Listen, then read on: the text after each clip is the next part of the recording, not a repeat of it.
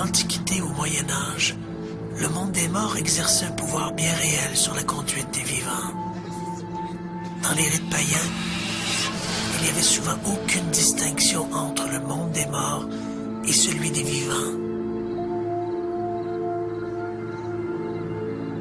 Au milieu du 19e siècle, les nuits agitées de deux Canadiennes vont relancer la ferveur pour la communication avec l'au-delà.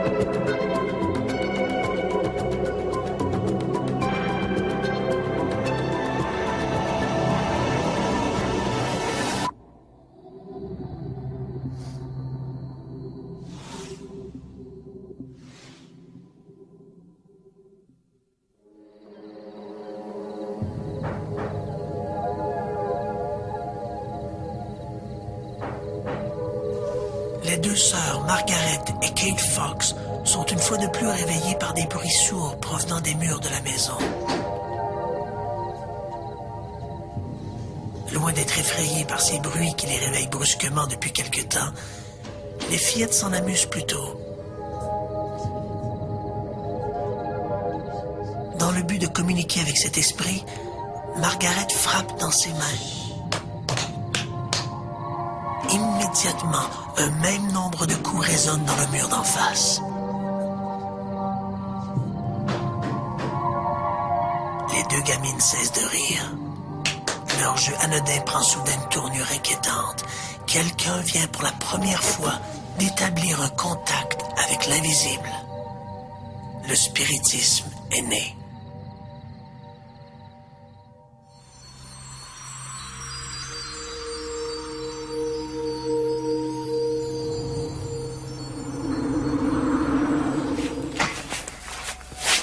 La mort. Destin fatal. Ouais, à moins qu'elle ne soit qu'un passage obligé vers autre chose, mais... Quoi?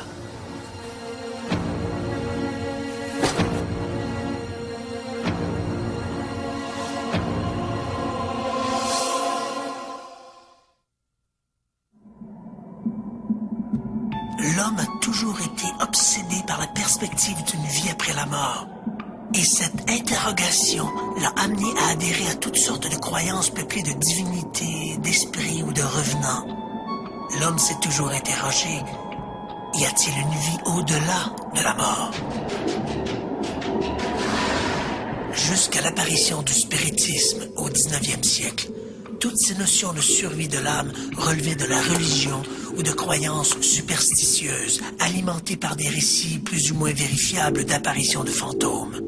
Les spectres peuplaient l'imaginaire, au même titre que les démons et autres esprits malveillants. Ce n'est pas un fait très connu, mais ce sont deux jeunes fermières canadiennes qui sont à l'origine du mouvement moderne du spiritisme. Le spiritisme existait avant, mais le mouvement moderne en tant que tel date de 1848.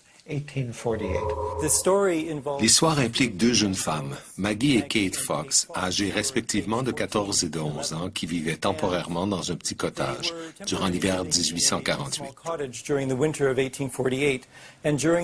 Durant les 2 dernières semaines de mars, elles étaient régulièrement éveillées par des craquements qui semblaient provenir des murs de la maison. Il s'en est suivi une étrange communication. Dans un code de coups frappés, l'impalpable visiteur explique qu'il est l'esprit d'un colporteur assassiné dans cette demeure. L'affaire s'ébruite et bientôt la maison de la famille Fox devient un objet de curiosité. C'est le début officiel du spiritisme.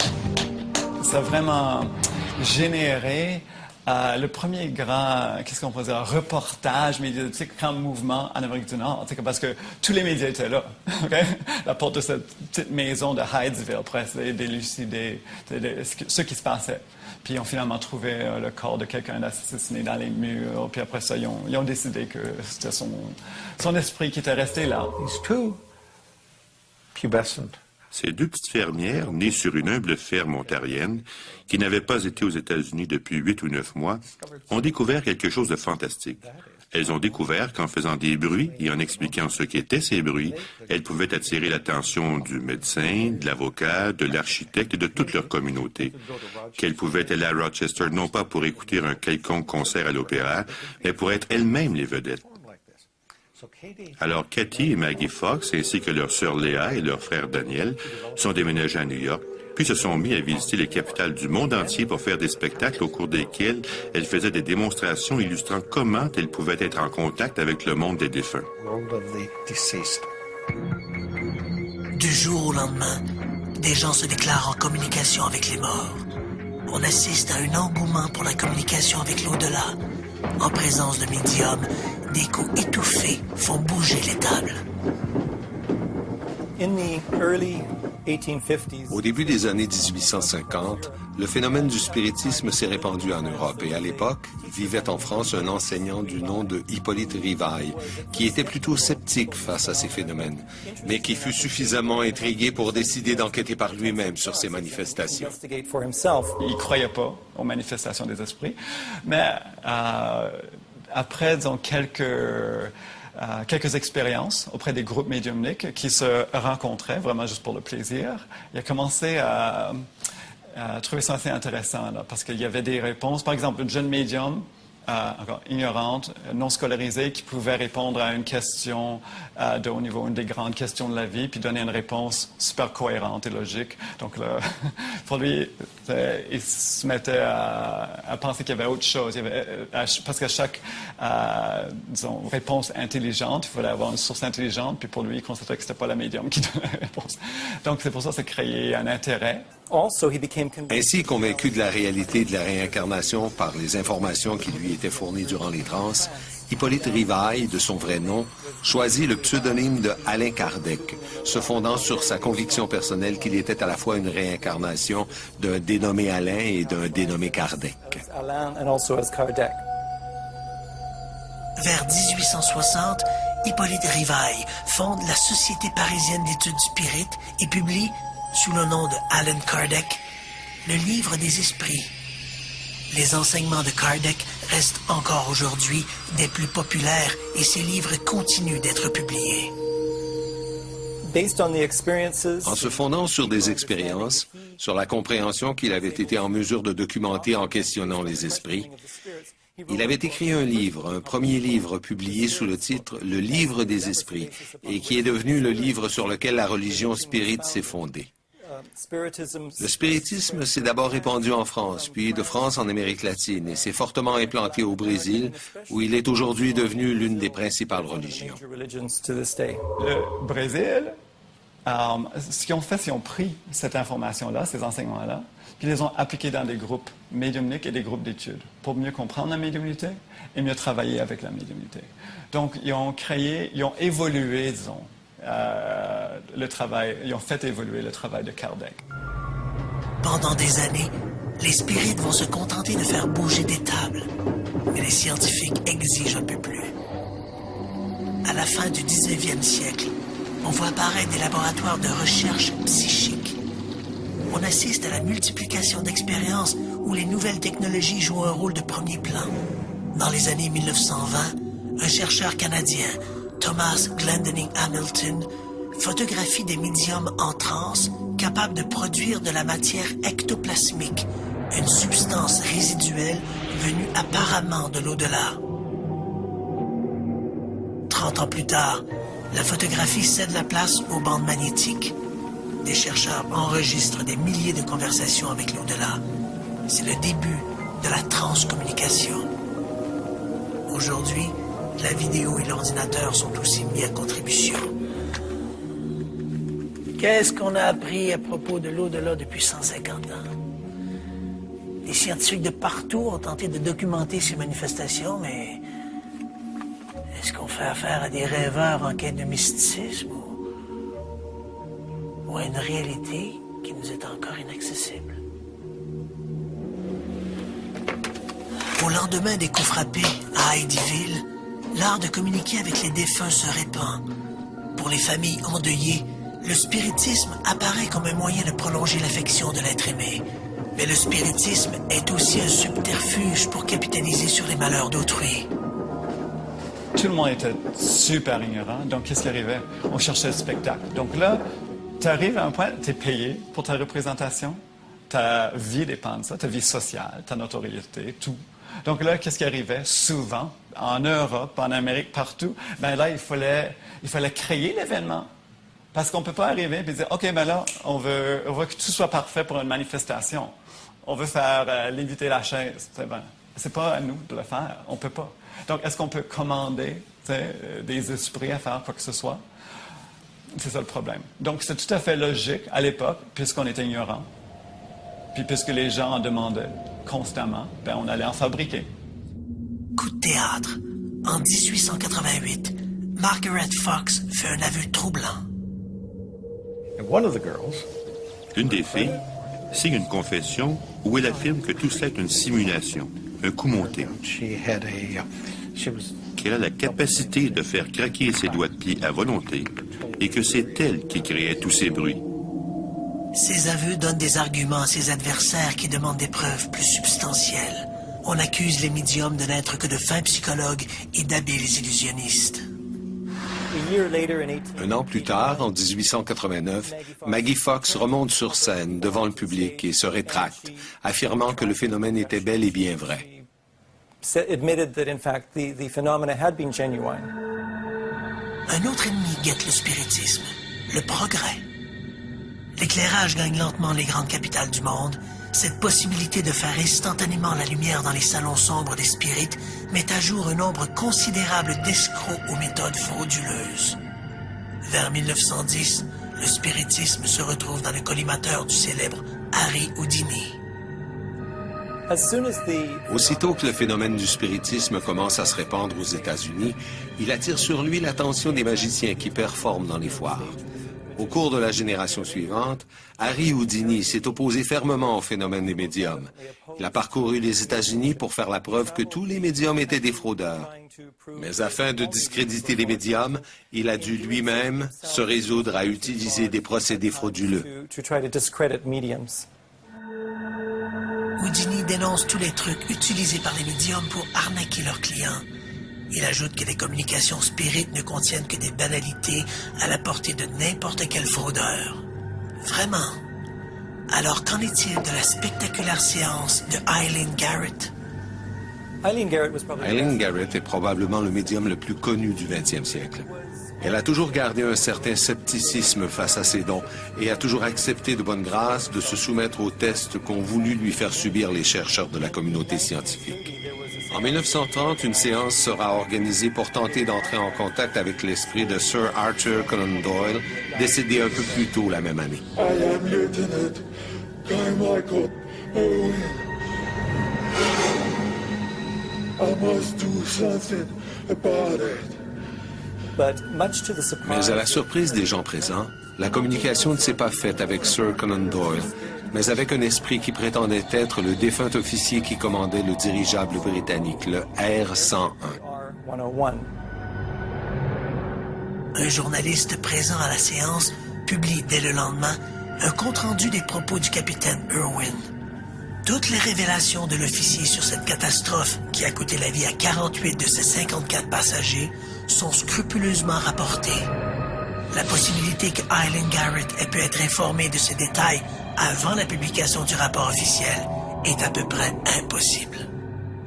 Dans le cas de l'information obtenue par Eileen Garrett lors de cette fameuse séance où le capitaine Carmichael du R-101 s'est présenté, il est à peu près impossible que l'information fournie à la médium ait pu être connue des participants. Il faut bien comprendre que le dirigeable s'était écrasé 2 jours plus tôt dans le Beauvais, en France, et que l'information, même s'il y avait quand même une rumeur qui circulait déjà dans les rues de Londres que le R-101 s'était écrasé, il n'y avait aucune information qui rapportait de quelle façon ça s'était produit, et encore moins qu'il pouvait y avoir des problèmes de structure dans la construction du R-101 qui était responsable de sa chute. Donc, lorsque Hélène Garrett va raconter ça durant cette fameuse séance, tout le monde, lorsque l'information est rapportée le lendemain dans la presse, tous les gens sont un peu étonnés, qui plus est, même ceux qui travaillent sur l'enquête officielle du R101. Et ces informations-là ne seront confirmées finalement par des experts en aéronautique que des mois après l'enquête, après que l'enquête soit terminée, donc après la fameuse séance d'Hélène Garrett.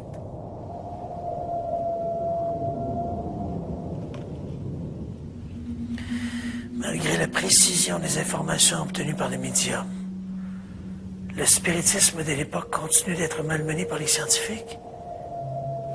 Ils veulent des preuves. Pressés par les scientifiques de produire une preuve matérielle de leur contact, plusieurs médiums, dont un certain Franek Kloski, vont réaliser des moulages faits de paraffine, cette cire utilisée dans la confection des bougies.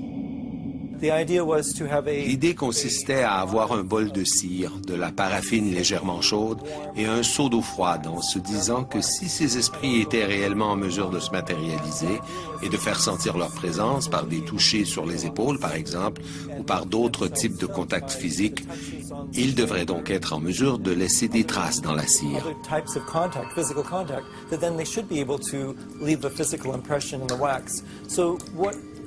Alors l'idée consistait à ce que l'esprit pose le bout du doigt ou parfois toute la main dans la paraffine de sorte que son empreinte soit matérialisée.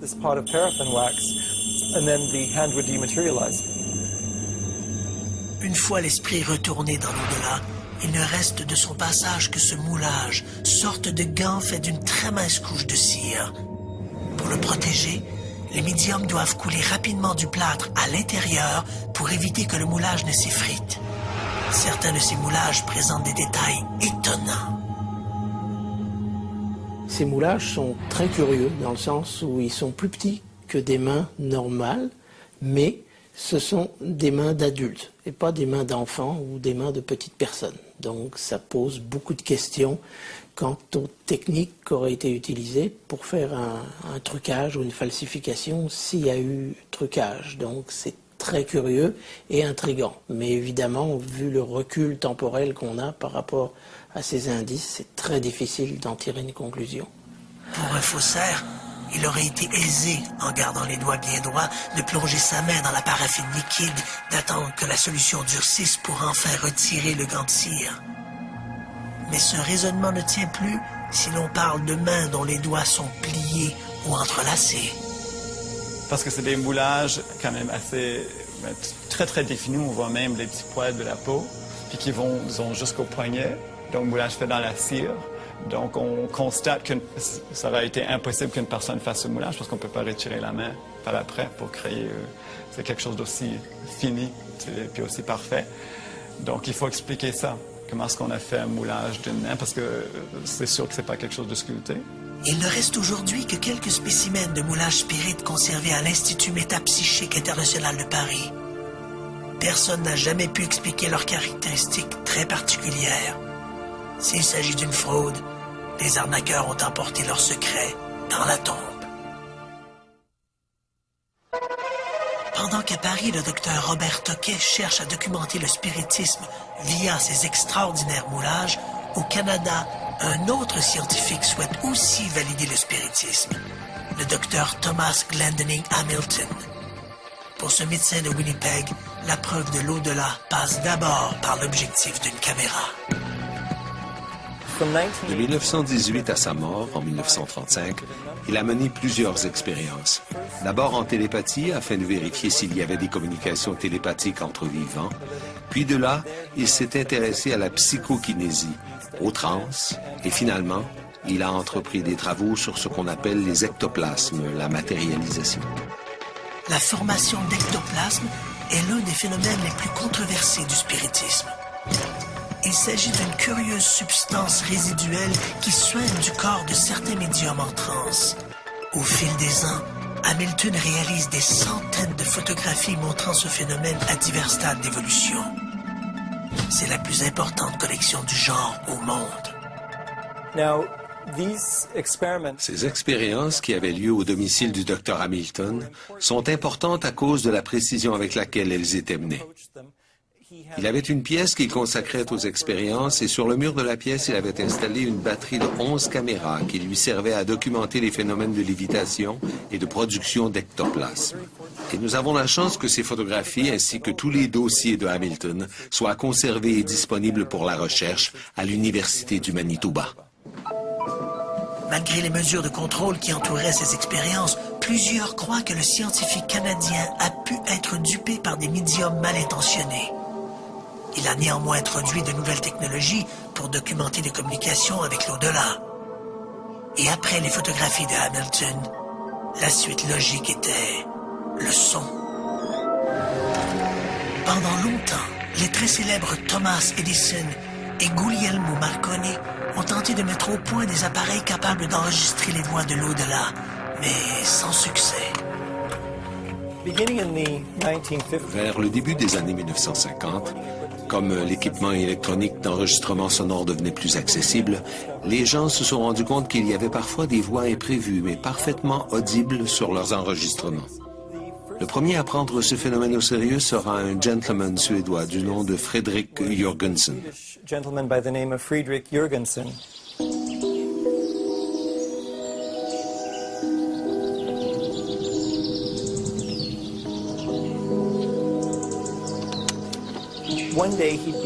Un jour qu'il enregistrait des chants d'oiseaux près de sa maison, il eut la surprise, en écoutant son enregistrement, d'entendre des voix humaines.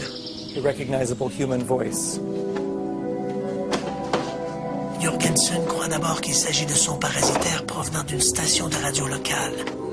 Il recommence l'expérience et encore une fois, il capte des voix lointaines, dont l'une semble être celle de sa défunte mère.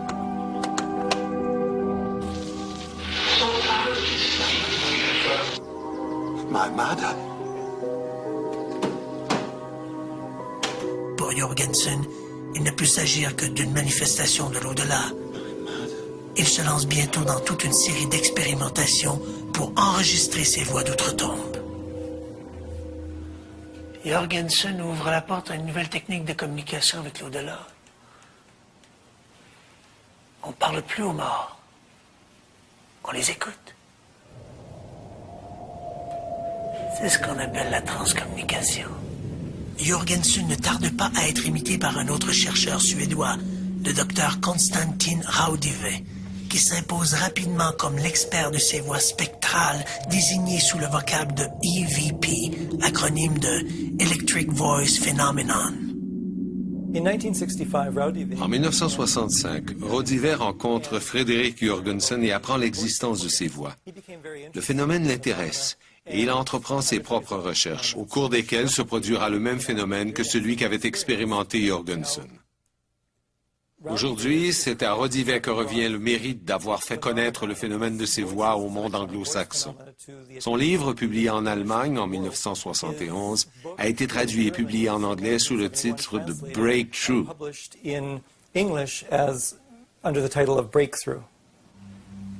À sa mort en 1974, Raudive aura enregistré quelques 100 000 messages de l'au-delà.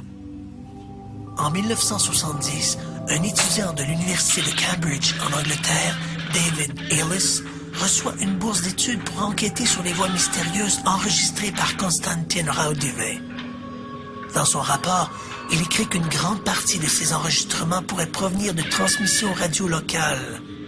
Mais qu'en est-il des voix qui répondent directement aux questions posées par l'expérimentateur?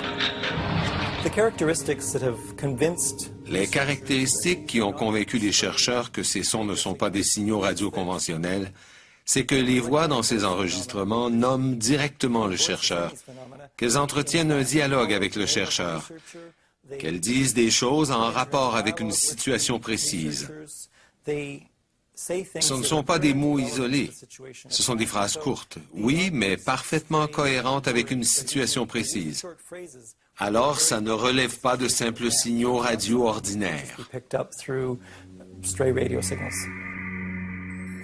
Hans Bender, un scientifique allemand, pionnier de la parapsychologie, a cru jusqu'à sa mort que ces voix étaient authentiques, mais ne les a jamais associées aux défunts. Pour lui, ces voix étaient des projections télékinétiques, une forme de matérialisation auditive et inconsciente des pensées de l'expérimentateur. À l'audio s'ajoute ensuite la vidéo, et ici, la controverse est encore plus grande. Avec les progrès techniques que nous avons connus au cours des années 1970 et 80, certains chercheurs ont découvert qu'en braquant une caméra vidéo ou même une caméra Polaroid sur un écran de télé dont le syntonisateur est réglé sur un canal à mi-chemin entre celui de 2 diffuseurs, ils pouvaient filmer puis apercevoir des images relativement précises qui ressemblent à celles d'êtres humains. Là encore, comme dans le cas des enregistrements sonores, la question se pose. Qui sont-ils? Sont-ce des esprits qui essaient de communiquer? Dans le film Interférence, Michael Keaton interprète le rôle d'un architecte troublé par la mort de sa femme. Son obsession l'entraîne dans un univers étrange où, ultimement, grâce à la technique des EVP, il pourra reprendre contact avec sa tendre moitié, mais à quel prix? Beaucoup de cinéphiles ont découvert le phénomène des EVP à travers ce film. Pourtant, celui-ci continue d'être expérimenté et étudié par des groupes de chercheurs à travers le monde. Depuis les années 80, le père François Brune, un prêtre sulpicien français, se fait propagandiste de toute une série d'images dont plusieurs se sont révélées pour le moins douteuses. 2 images en particulier ont retenu l'attention des détracteurs de cette transcommunication. Le père François Brune est un père sulpicien qui a commencé à s'intéresser en fait à la transcommunication. Et puis déjà à ce moment-là, il y avait différents groupes en France qui étaient actifs dans le domaine, et en particulier le groupe du Luxembourg. Le père Brune s'est mis soudainement à colliger toutes sortes d'images sans réellement les regarder de façon critique. Donc, il les présentait comme étant... Il faisait en fait confiance à ses pourvoyeurs et puis il présentait ces images-là de façon publique. Et puis, il va arriver, on peut dire, le scandale de l'affaire Romy Schneider. Il présente en fait des images de la fameuse actrice autrichienne en disant, voici, Romy Schneider nous a contactés depuis l'au-delà et puis on voit des images. Le problème de ces images-là, c'est qu'on le retrouve... ce sont exactement des images qui proviennent du film Les choses de la vie, je crois, et avec le même plan. Donc, on voit bien que le père Brune a été dupé, en fait, par l'équipe du Luxembourg, qui lui ont fourni des images qui provenaient tout simplement d'une production cinématographique française de 1969 et qui, bien sûr, mettait en vedette Romy Schneider. L'autre image est encore plus cocasse. Fournie encore une fois par le groupe du Luxembourg, cette seconde image montre une jeune baigneuse sortant de la mer. Lors de la présentation d'un reportage sur le père Brune, dans le cadre de l'émission Caméra 89, un résident de Charlevoix l'a reconnu. Contrairement aux affirmations du sulpicien, il ne s'agissait pas d'une projection de l'au-delà, mais d'un extrait du film The Bikini Story. Preuve que l'au-delà ne se laisse pas enregistrer facilement. D'ailleurs, l'enregistrement des EVP est à la portée de tous. Il suffit simplement de placer dans une pièce silencieuse un système d'enregistrement en marche et de poser à voix haute quelques questions pertinentes. Cela fait, l'expérimentateur n'a qu'à reculer et écouter la bande en portant une attention particulière au bruit de fond parasitaire. Il est bon de préciser que les esprits ne parlent pas nécessairement de manière posée à la Bernard de Rome, mais leur voix ressemble plus à une mixture nasillarde et accélérée. Et c'est souvent là que le bas blesse. Personnellement, je suis très sceptique par rapport à ces techniques-là. On sait que lorsqu'on écoute par exemple du bruit blanc, on peut finir par entendre un peu n'importe quoi, dépendamment de la volonté qu'on y met en écoutant. Donc déjà, lorsqu'on n'a pas d'indice objectif là, de ce qui a été entendu, c'est très difficile de pouvoir dire qu'il y a réellement quelque chose de vraiment audible qui a pu être écouté ou encore pire vu. D'un autre côté, même si on réussissait à observer ce genre de phénomène, rien ne prouve que ça serait dû à une réelle communication avec l'au-delà, mais ça pourrait peut-être être quelque chose qui est produit par les observateurs ou les gens qui désirent tellement cette communication qu'ils sont prêts, même éventuellement en utilisant des moyens qu'on n'est pas encore capable d'expliquer, ils seraient prêts à obtenir ce genre de message-là et à interpréter un peu n'importe quel bruit comme étant un message. Cette gymnastique n'est pas sans rappeler cette vague des années 1970 où les amateurs de musique rock faisaient tourner leur micro-sillon à l'envers, espérant y découvrir quelques messages cachés.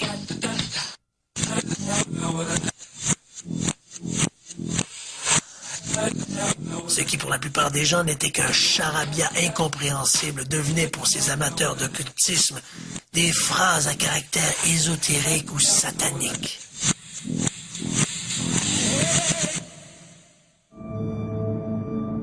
Cette quête technologique de l'au-delà n'est peut-être qu'une question de culture. Pour plus des 2/3 de la planète, cette question de la survie ne se pose plus. C'est une réalité spirituelle. La réincarnation. La réincarnation, c'est l'idée que lorsqu'une personne décède, son esprit ou son âme, après une période de temps relativement brève, renaît dans un autre être humain. Et au fur et à mesure que cet autre être humain se développe, cette personne peut, et en particulier durant la petite enfance, se rappeler de quelques faits de sa vie antérieure. Pour les scientifiques occidentaux, la croyance en la réincarnation se loge à la même enseigne que les tables tournantes et autres chimères occultes. Au 19e siècle, Allan Kardec propose une vision beaucoup moins mystique de ce phénomène de migration de l'âme. Selon lui, les hommes meurent et se réincarnent dans un autre corps, dans une quête incessante pour l'amélioration de soi. Je dirais qu'il y a plusieurs concepts de réincarnation ou de résurrection dans plusieurs parties du monde. Il est difficile de comprendre le concept d'une âme qui part d'un corps et qui transite dans un autre corps. Par exemple, en Inde, nous sommes tentés de croire que la réincarnation est présente partout, mais ce n'est pas le cas. Si on entend par réincarnation la présence d'une âme qui passe d'un corps à l'autre. Dans le bouddhisme, par exemple, c'est impossible. Alors, les bouddhistes ont beaucoup de difficultés à s'imaginer quel système leur permettrait de vivre leur vie multiple auquel ils croient. Alors, ils appellent ça la renaissance ou plusieurs vies. En dépit de l'aura de mysticisme qui entoure cette croyance partagée par des millions d'adeptes de l'hindouisme et du bouddhisme, certains scientifiques n'ont pas hésité à en vérifier les prétentions. Le docteur Ian Stevenson de l'Université de Virginie est l'un d'entre eux. Ian Stevenson est un médecin d'origine canadienne, éduqué à Montréal et qui a travaillé durant plusieurs années au département de psychiatrie de l'Université de Virginie.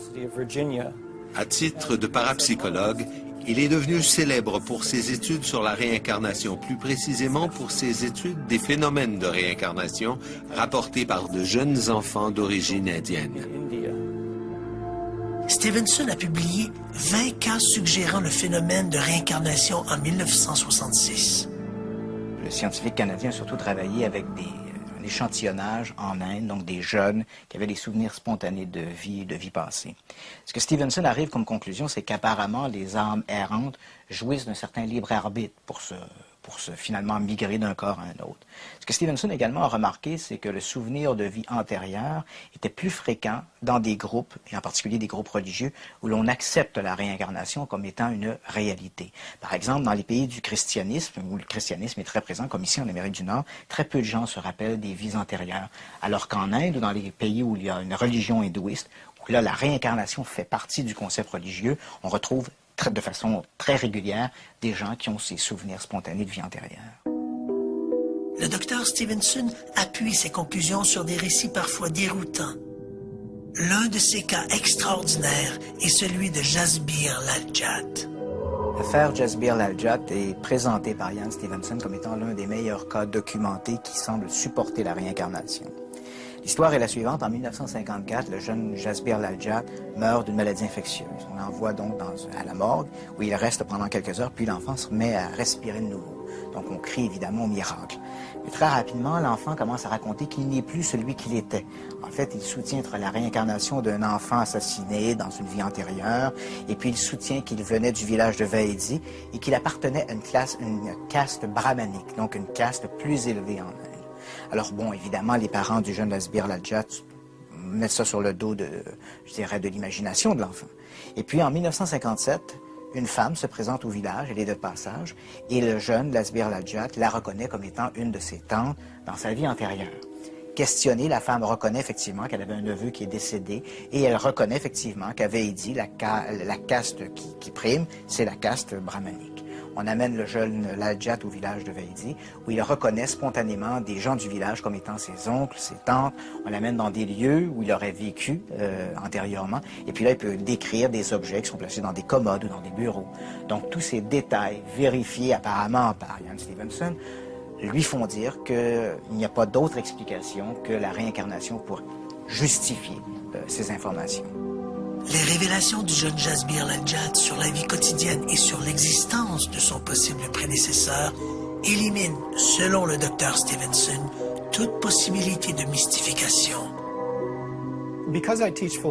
Comme j'enseigne la philosophie, il m'est arrivé souvent de lire des articles qui référaient aux ouvrages de Ian Stevenson. Alors j'ai décidé d'approfondir moi-même certains de ces ouvrages. J'ai décidé de me concentrer sur un cas où Ian Stevenson lui-même avait été le premier enquêteur et qui est rapporté dans son livre « 20 cas suggérant le phénomène de réincarnation » et qui est le cas d'un jeune garçon, Imad El-Awar, et de ses souvenirs de sa vie antérieure. Stevenson lui-même s'est rendu dans la famille pour demander aux parents de quoi l'enfant se rappelait. Puis il s'est rendu avec la famille dans le village où l'enfant prétendait avoir vécu pour enquêter dans ce village et il y a trouvé plusieurs confirmations, du moins des confirmations présumées, du rapport original. Les conclusions de Stevenson ne font pas l'unanimité. Si on se penche sur les résultats de son étude, certains éléments manquent de précision pour corroborer ses propos. Ce que j'ai découvert, c'est que les tableaux des données fournis par le rapport, et il y en a 57, dont plusieurs ont été confirmés par son enquête, sont très différentes lorsqu'on les compare avec le texte. Ce qu'il a fait, c'est qu'il a pris les souvenirs de la vie antérieure de l'enfant, tels que rapportés par les parents, et il a adouci le matériel pour en faire quelque chose de vague.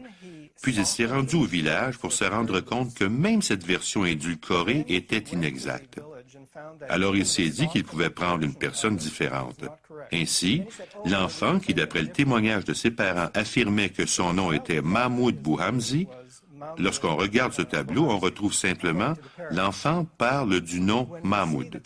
Ensuite, on a découvert qu'un autre individu portant un nom semblable, Ibrahim Bouhamzi, coïncidait mieux avec certaines des situations rapportées, alors que dans les faits, ça ne correspond en rien à la version originale donnée par l'enfant. Le nom de Mahmoud, rapporté dans le tableau, devient simplement un nom mentionné par l'enfant. Et on souligne que Ibrahim Bouhamzi avait un oncle nommé Mahmoud, ce qui est en fait un prénom très commun. Alors, il ne prêtait aucune attention au volume d'informations possibles. Combien d'enfants dans des villages avoisinants auraient pu correspondre, en gros, aux coïncidences mentionnées dans le rapport, en particulier lorsqu'on change comme ça une donnée pour une autre? Il n'y a tout simplement pas de preuves concluantes. Or, ce cas est cité par plusieurs personnes qui suivent de près les recherches de Stevenson comme étant l'un des meilleurs exemples de ce qui peut être fait, et c'est une recherche menée par Stevenson lui-même. Alors, c'est tout le système qui s'écroule. Au fil des ans, le docteur Stevenson a également colligé un nombre impressionnant de cas où des gens auraient gardé des marques physiques de leur vie antérieure. Prenons l'exemple d'enfants ou d'adultes qui portent des verrues. Verrues qui sont interprétées comme étant une trace de la vie passée d'une personne où celle-ci aurait, par exemple, été tuée d'un projectile d'arme à feu. Alors, dans un livre énorme qui compte au moins 2000 pages et intitulé « La biologie de la réincarnation », Stevenson enquête et présente des preuves. Et ce qu'il fait dans ce livre, il sépare. Et je ne dis pas qu'il le fait délibérément, mais dans les faits, les tableaux des résultats sont à un endroit. Ensuite, vous devez vérifier vous-même en quoi ces résultats correspondent aux données originales. Et dans plusieurs des cas, ça ne correspond pas, au point que vous vous dites que c'est vraiment une très, très mauvaise recherche. Depuis les travaux de Stevenson, la réincarnation a connu un engouement auprès des adeptes d'occultisme et de paranormal. Des centaines de cas semblables à ceux évoqués par le chercheur canadien ont déjà été publiés. À tous les jours, des amateurs d'insolites recueillent de nouveaux témoignages, tantôt spontanés, tantôt par régression hypnotique. Plusieurs soutiennent que ces propos ne sont que le fruit d'imagination débordante, alors que d'autres accusent les enquêteurs d'utiliser l'hypnose de façon abusive. Ce qui se passe sous hypnose, c'est que vous vous donnez le droit d'être libre. Sous hypnose, votre esprit critique conscient est mis de côté, ce qui ne veut pas dire pour autant que ce qui sort de votre bouche est une vérité totale et absolue. Ça peut fort bien être une métaphore que votre esprit se fabrique pour comprendre quelque chose d'autre. Les associations sceptiques dénoncent le concept même de la réincarnation sous prétexte qu'il ne tient pas compte de l'accroissement démographique. S'il y a plus d'enfants qui naissent que de vieillards qui meurent, le puits des âmes devrait être asséché depuis belle lurette. Le spiritisme a créé une proximité entre le monde des vivants et celui des défunts. Cette frontière s'est vite posée comme un nouveau défi de la science. L'au-delà existe-t-il? Malheureusement, il faut constater que 150 ans de communication spirite ne nous ont guère renseignés sur l'au-delà. Quant aux preuves de cet au-delà, elles demeurent l'objet de vives discussions. Ni les moulages spirites, ni les photographies de T.J. Hamilton, ni même les milliers d'enregistrements audio de Raudive nous forcent à accepter la réalité d'un au-delà peuplé d'esprits désincarnés. La preuve ultime reste encore à faire et c'est là que le problème de la méthodologie scientifique se pose. L'au-delà, par définition immatériel et impalpable, peut-il être documenté par des instruments conçus pour fournir des mesures dans notre monde physique? Les 400 dernières années de l'histoire des sciences naturelles nous ont démontré que les créatures biologiques ont évolué, qu'elles sont des créatures chimiquement très complexes et que cette chimie produit également des résultats physiques très complexes. Cette interaction entre la biologie, la chimie et la physique est très profonde et est le résultat de centaines d'années de recherche qui n'ont jamais été démenties par aucune loi ni par aucune force biologique, chimique ou physique. En conséquence, il y a un poids énorme qui favorise ce modèle et toutes les explications paranormales de situations qui peuvent sembler inhabituelles reposent forcément sur une violation de ce modèle. Alors les données doivent être impeccables pour arriver à renverser des centaines d'années de recherche. Un sondage réalisé auprès des lecteurs du très sérieux London Times en Angleterre indique qu'une personne sur 6 affirme avoir vécu une expérience paranormale qui justifie sa croyance dans la réincarnation. Des statistiques peu surprenantes compte tenu des très nombreux indices qui suggèrent la réalité de la réincarnation. C'est sûr qu'il y a des cas troublants dans les récits qui sont faits là. Mais je dirais que autant que c'est, quel que soit le caractère extraordinaire de ces cas, aussi troublants puissent-ils être, à mon avis, ils ne seront jamais des preuves de la réincarnation. Parce qu'on trouvera toujours d'autres explications qui ont permis aux gens de construire leur récit ou d'aller chercher les informations qu'ils relatent dans leur récit. En particulier, si on fait appel à d'autres facultés psy qu'on peut-être existent et qu'on peut observer par ailleurs, comme par exemple la possibilité de lire de l'information à distance ou là d'aller chercher de l'information dans le passé. Quand X raconte qu'il a été Y il y a un siècle, peut-être qu'il va juste chercher de l'information dans le passé sur la vie de Y, mais ça ne prouve jamais que Y est devenu X. Donc on peut juste prouver par ces expériences, on peut juste démontrer que de façon surprenante et extraordinaire et non explicable, certaines personnes sont capables d'aller chercher de l'information de façon inconsciente, là, sur la vie de quelqu'un qui a vécu dans le passé. Actuellement, je dirais que les chercheurs se divisent en deux groupes. Ceux qui favorisent l'hypothèse psychologique, donc que l'ensemble de ces manifestations-là sont le produit des vivants. Donc c'est nous, par des énergies psychokinétiques, télékinétiques qu'on explique mal, produiraient ces effets, ces coups frappés dans les murs, les tables qui bougent, les pseudo-communications avec l'au-delà. Même, à la rigueur, peut-être, les communications, les transcommunications. Et puis, il y a ceux qui prétendent que ce sont les revenants qui se manifestent. Je dirais que, entre les deux hypothèses, pour le public en général, on va favoriser l'hypothèse du revenant. Pourquoi? Parce qu'à la fois, c'est inquiétant, mais en même temps, c'est rassurant. Parce que si l'au-delà existe, la mort n'est pas une fin en soi, mais un passage vers autre chose. La recherche sur l'au-delà se poursuit aujourd'hui avec autant d'enthousiasme qui guidait les Hamilton, Tucker, Raudive. Quant quant à son existence, elle reste encore controversée, mais cette seule perspective rend déjà moins inquiétante.